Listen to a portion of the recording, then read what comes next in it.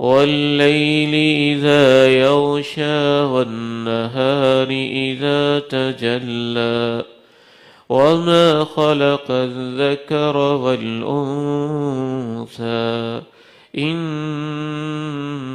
سعيكم لشتى فأما من أعطى واتقى وصدق بالحسنى فسنيسره لليسرى وأما من بخل واستغنى وكذب بالحسنى فسنيسره للعسرى وما يغني عنه ماله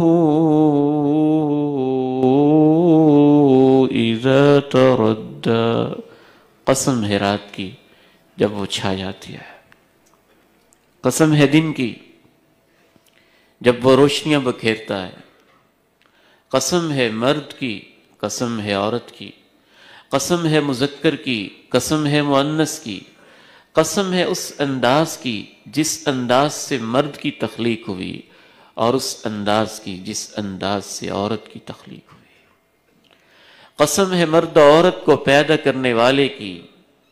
ان سعیکم لشتی، یہ بات یقینی ہے کہ تمہاری کوششیں بالکل جدا جدا ہیں.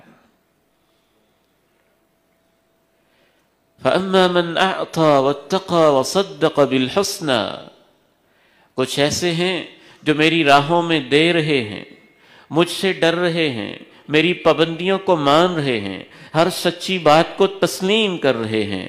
ان کی کوششوں کا نتیجہ یہ ہونے والا ہے ہم ان کے لیے جنت کی راہیں آسان کر دیں گے.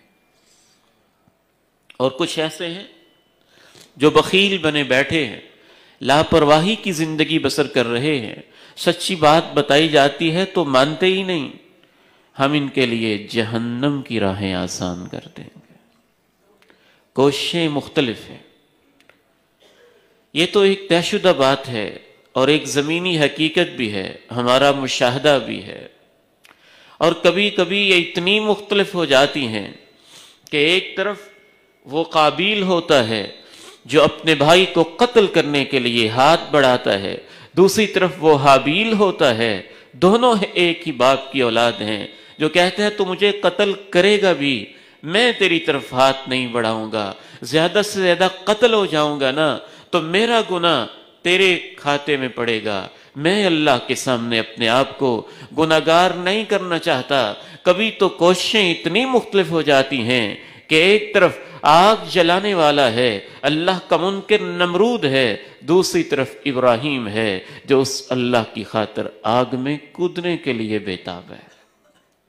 ایک طرف فرعون ہے جو اپنی بادشاہت اور کرسی کے لیے ہزاروں بچوں کا قاتل بنا بیٹھا ہے، اور دوسری طرف موسیٰ ہے جو اسی کے دربار میں اللہ کی توحید کے ڈنکے بجا رہا ہے. ایک طرف جناب عیسیٰ ہیں جو اللہ کی خاطر مقدمے جھیل رہے ہیں، اور دوسری طرف وہ ظالم یہودی ہیں جو جناب عیسیٰ علیہ السلام کے سولی پہ لٹکانے کی ناکام کوششیں کر رہے ہیں.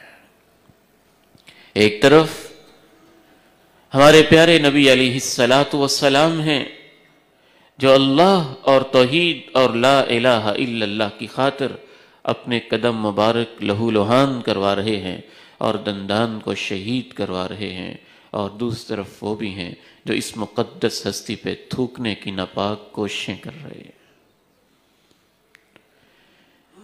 اور آج بھی کوششیں مختلف ہیں. ایک طرف وہ بھی ہیں جو اپنی گردنیں کٹوا رہے ہیں اور مسجد اقصیٰ کی حفاظت کے لیے خون بہا رہے ہیں، اور دوسری طرف وہ بھی ہیں جو اپنی کرسی کی حفاظت کے لیے بے حس اور مردہ بنے بیٹھے ہیں.